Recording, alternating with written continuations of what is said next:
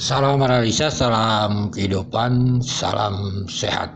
Sahabat-sahabat akad tolong disimak sampai habis biar tidak gagal paham. Kalau kita mendengar selalu diimajinkan atau dibungkus dengan cerita bahwa Danu ini takut, terintimidasi dan sebagainya. Kan seperti itu. Sehingga dia membuka kasus ini 2 tahun lebih. Karena 2 tahun lebih inilah kita bisa menganalisanya dengan fakta, dengan jejak digital. Takut dan ideasi oleh Yosef itu nggak masuk di akal. Karena jejak digitalnya ada gitu. Danu menyebutkan nama Yosef lah, inilah, itulah, tentang jaket lah, masuk ke dalam TKP bersama-sama gitu. Jadi kita berpikir secara logika sehatnya nggak terima dengan akal nalar yang sehat gitu sahabat saya, karena jejak digitalnya gitu. Jadi tidak ada yang bisa dibuktikan dengan ucapan misalnya, oh ini dia takut karena ini kan gitu. Karena Danu kan semua berawal dari cerita Danu gitu, baik itu Pak RT, baik itu konten kreator mau PH-nya itu berasal dari Danu. Danu ini bisa kita uji dengan jejak digital dia, sahabat-sahabat AK gitu. Tinggal keyakinan kita menilainya. Ya kan gitu. Kalau AK sih menilainya, ya makanya AK bilang AK nggak pernah boleh lihat harap Danu untuk jujur, minta jujur nggak pernah. Apa konteksnya sahabat-sahabat AK? Mari kita dengarkan dulu potongan video ini.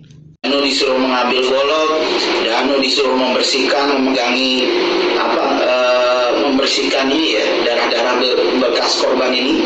Terus kemudian Danu disuruh memegangi amal dan seterusnya. Itu adalah bukti bahwa Danu ini sebetulnya fasik. Dia fasik, dia bukan pelaku. Sahabat-sahabat AK, itu potongan video dari PH-nya Danu.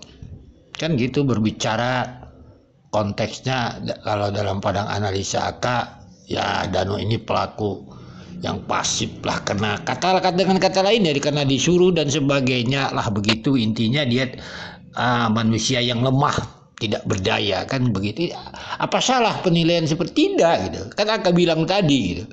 Semua karena Danu, berarti kita menganalisanya pun pasti berbeda-beda seperti itu. Yang ingin AK ingat, membersihkan dan sebagainya kan seperti itu. Sebab cerita membersihkan TKP ini ataupun tentang kejadian ini, AK teringat dengan cerita Pak RT, sahabat-sahabat AK. Ini juga Pak RT cerita karena Danu, sahabat-sahabat AK. Ini ada di MBS, sahabat-sahabat AK. Jadi secara kronologisnya Pak RT mengatakan ya kurang lebih seminggu lah setelah di BAP dia dipanggil di Polsek gitu, sahabat-sahabat AK. Karena apa? Karena ada berita baru, kan seperti itu, cerita baru.